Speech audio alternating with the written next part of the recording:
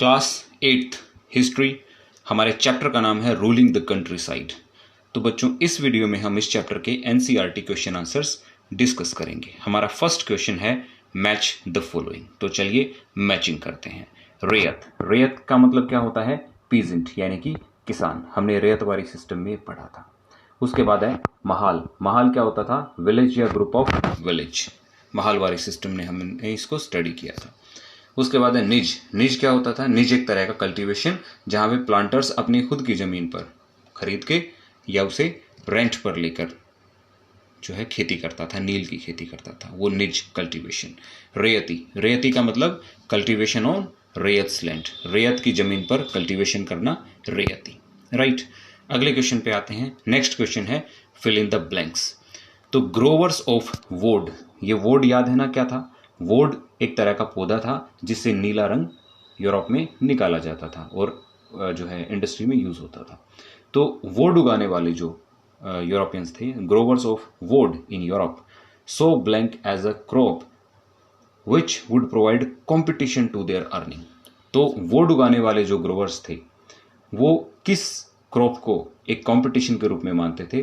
So definitely that was Indigo. उनके लिए Indigo उनकी अर्निंग पर असर डालने वाला था, उनको कंपटीशन देने वाला था। क्यों?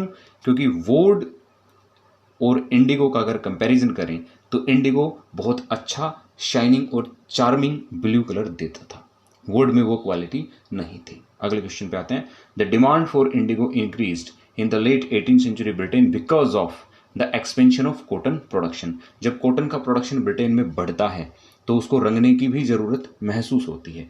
तो उसके बाद किस चीज की डिमांड बढ़ जाती है? इंडिगो की डिमांड बढ़ जाती है। किसकी वजह से? Expansion of cotton production, cotton production के एक्सपेंशन की वजह से, कॉटन प्रोडक्शन बढ़ने की वजह से। Next question.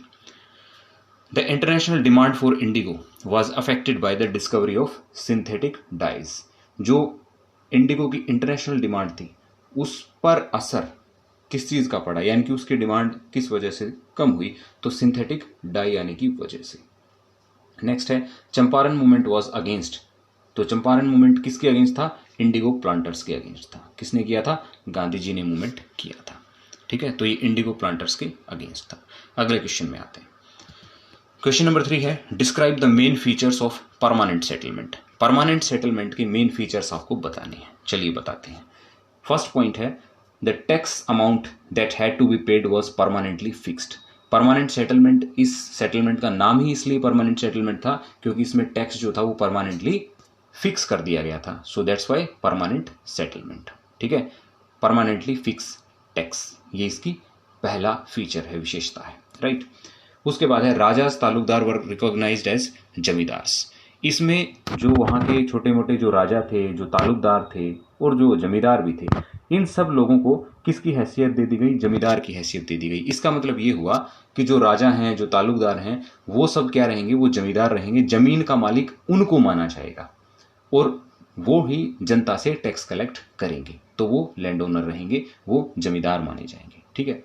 Point number 3, they were given the task of collecting rent. यानी कि ये जमींदार जो है ये टैक्स कलेक्ट करेंगे पीजेंट से और जो प्रॉफिट है वो कमाकर किसको देंगे? कंपनी को देंगे, राइट। पॉइंट नंबर 4 है this was thought to assure a steady income of revenue to the company's officers. ये सेटलमेंट जो थी, परमानेंट सेटलमेंट, ये इसलिए लाई गई थी ताकि कंपनी को एक स्टडी इनकम, एक रेगुलर इनकम जो है मिल सके। ठीक है। Simultaneously zamindars were told to put money into renovating the land. और जमींदार जो हैं वो जमीन को रिनोवेट करेंगे, जमीन को जो है और बेटर करेंगे और उसमें और ज्यादा प्रोडक्शन करेंगे, राइट। लेकिन ऐसा कुछ हुआ नहीं था। पॉइंट नंबर 5 है इफ द जमींदार फेल टू पे द रेवेन्यू। अगर जमींदार अपनी जो है जमीन पे, जिस एरिया की जमींदारी उसके पास है, वहां से अगर वो रेवेन्यू कलेक्ट करके कंपनी को नहीं देता है, नहीं दे पाता है, चूक जाता है, तो उसकी जमींदारी जो है वो लॉस हो जाएगी, वो अपनी जमींदारी क्लेम खो देगा। तो ये इसके फीचर्स हैं। एक बार रिवीजन करते हैं। टैक्स जो है वो परमानेंटली फिक्स्ड है। राजा तालुकदार जमींदारों की हैसियत से रहेंगे, यानी कि वो जमीन के मालिक होंगे। उनकी ड्यूटी टैक्स कलेक्शन की रहेगी। ठीक है। ये ऐसा इसलिए किया गया था ताकि कंपनी जो है वो अपनी इनकम को रेगुलर, मतलब अपनी इनकम को इंश्योर कर सके, है ना, एक फिक्स इनकम कर सके और जमींदारों को मोटिवेट कर सके लैंड को इम्प्रूव करने के लिए, ज़्यादा प्रोडक्शन पाने के लिए, राइट। और जमींदार अगर अपना टैक्स नहीं दे पाते हैं तो उनकी जमींदारी उनसे छीन ली जाती थी, राइट। अगले क्वेश्चन पे आते हैं। हमारा नेक्स्ट क्वेश्चन है question number 4, how was the mahalwari system different from that the permanent settlement. यानी कि महालवारी सिस्टम परमानेंट सेटलमेंट से डिफरेंट कैसे था, हमें इन दोनों में फर्क बताने हैं, डिफरेंसेस बताने हैं। चलिए इनके डिफरेंसेस देखते हैं। यहाँ है महालवारी सिस्टम, इधर है परमानेंट सेटलमेंट। तो महालवारी सिस्टम इंट्रोड्यूस होता है 1822 में और परमानेंट सेटलमेंट उससे पहले आया था 1793 में, ठीक है। पॉइंट नंबर 2, महालवारी सिस्टम किसने डिवाइस किया था, होल्ट मैकेंजी ने, और परमानेंट सेटलमेंट कौन लेकर आया था, Lord Cornwallis, right. Point number 3, यहाँ पे महालवारी सिस्टम में जो विलेज हेडमैन है वो इंचार्ज है टैक्स कलेक्ट करने का, यानी कि वो जो है उसके पास ड्यूटी रहेगी टैक्स कलेक्ट करने की। और परमानेंट सेटलमेंट टैक्स कलेक्शन करने की ड्यूटी किसकी रहेगी, जमींदारों की, राजाओं की, तालुकदारों की, क्योंकि राजा और तालुकदार को जमींदार माना गया और जमींदारों की ड्यूटी है टैक्स कलेक्ट करना, राइट।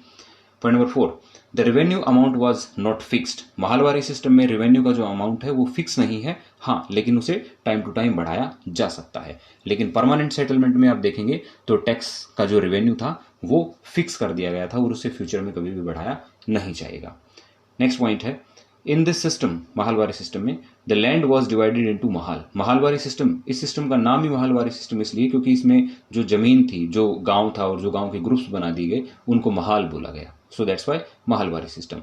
और परमानेंट सेटलमेंट में क्या था, जमींदार became the owners of the land. यहाँ जमींदारों को लैंड की ओनरशिप दी गई और फार्मर्स की हैसियत थी टेनेंट्स की, किराएदारों की, right. Mahalwari system, the system was introduced in the parts of, कहाँ पे इंट्रोड्यूस किया गया महालवारी सिस्टम, तो नॉर्थ वेस्ट फ्रंटियर प्रोविंस पे, पंजाब में, गंगेटिक वैली में और सेंट्रल प्रोविंसेस में। तो यहाँ तो महालवारी सिस्टम लेकर आए हो अंग्रेज। परमानेंट सेटलमेंट कहाँ इंट्रोड्यूस किया गया, बंगाल, उड़ीसा, बिहार और वाराणसी वाले एरियाज में, ठीक है। Mahalwari system, the village headman acted as intermediate between the company and the peasants. यहाँ पे विलेज हेडमैन है वो बिचौलिया का काम करता है, ठीक है ना, मिडलमैन का काम करता है, किसके बीच, कंपनी और पीजेंट्स के बीच। पीजेंट से जो है टैक्स कलेक्ट करेगा, कंपनी को देगा। जमींदारी सिस्टम या कह लीजिए परमानेंट सेटलमेंट में क्या था कि जमींदार जो है वो इंटरमीडिएट का काम करता था कंपनी और पीजेंट्स के बीच में, यानी कि जमींदार किसानों से टैक्स लेता था और कंपनी को देता था, राइट। तो ये हैं डिफरेंसेस महालवारी सिस्टम और परमानेंट सेटलमेंट में। अगला क्वेश्चन है question number 5, give 2 problems which arose with the new Munro system of fixing revenue.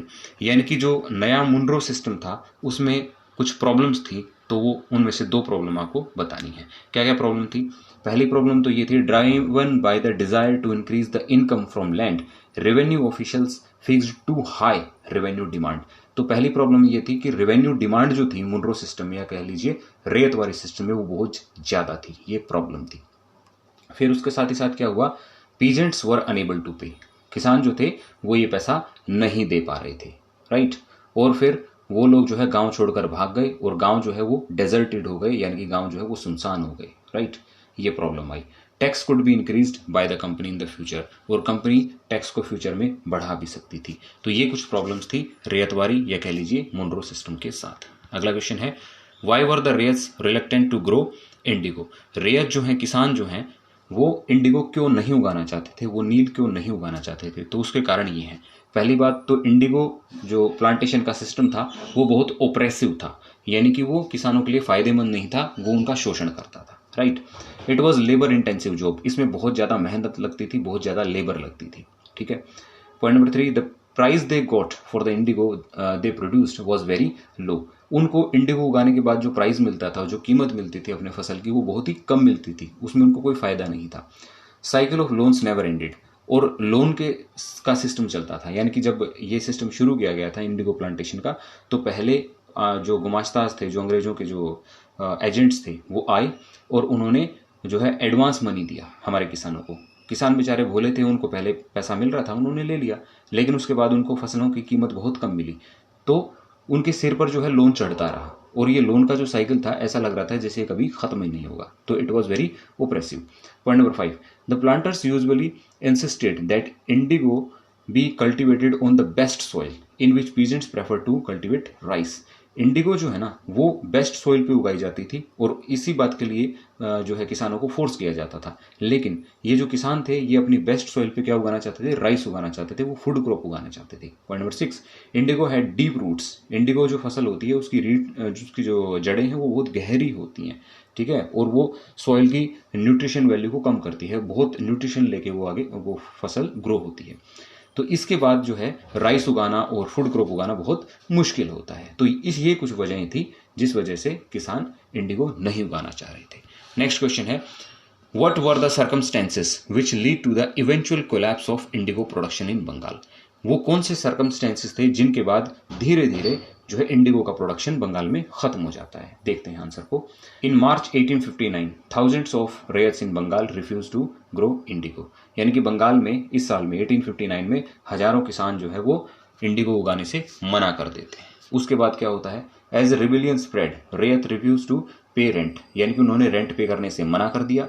और जब प्लांटर्स और उनके जो एजेंट्स आए तो उन पर उन्होंने स्वॉर्ड, स्फीयर, एरोज, बाउज से जो भी उनके पास हथियार थे उन्होंने हमला भी किया। Right, ryots swore they would no longer take advance to sow indigo. और उन्होंने ये भी कसम खाई कि हम एडवांस मनी नहीं लेंगे, और जो लठियाल्स आ रहे थे, ठीक है, उनसे भी वो नहीं डरेंगे, है ना। Government setup Indigo commission. उसके बाद गवर्नमेंट जो है इंडिगो कमीशन सेटअप करती है इंक्वायर करने के लिए कि भाई आखिर मामला क्या है, ठीक है। कमीशन ने क्या डिक्लेयर किया, कमीशन ने ये डिक्लेयर किया कि जो प्लांटर्स हैं ये गिल्टी हैं, ठीक है, और इनका इंडिगो उगवाने का जो तरीका वो बहुत गलत है और ये कल्टीवेटर्स के लिए बहुत ओप्रेसिव है, किसानों को परेशान करने वाला है ये, ठीक है। उसके बाद देखो point number 5, the Indigo commission declared that Indigo production was not profitable for rares. Indigo commission ने ये डिक्लेयर किया कि ये जो प्रोडक्शन है इंडिगो का ये रेयत के लिए, ये किसान के लिए फायदेमंद नहीं है। Commission asked the ryots to fulfil their existing contract but also told them that they could refuse to produce indigo in future. यानी कि कमीशन ने ये कहा किसानों को कि जो एग्जिस्टिंग कॉन्ट्रैक्ट हैं उनको पूरा कर दीजिए और उसके बाद आप फ्यूचर में इंडिगो नहीं उगाएंगे। अगर आप नहीं उगाना चाहते तो आप नहीं उगाएंगे। तो इस तरीके से इंडिगो प्रोडक्शन जो है वो खत्म हो जाता है। तो बच्चों इसके साथ ही हमारे सारे एनसीईआरटी क्वेश्चन आंसर्स इस चैप्टर के डिस्कस होते हैं। Thanks for watching, bye bye.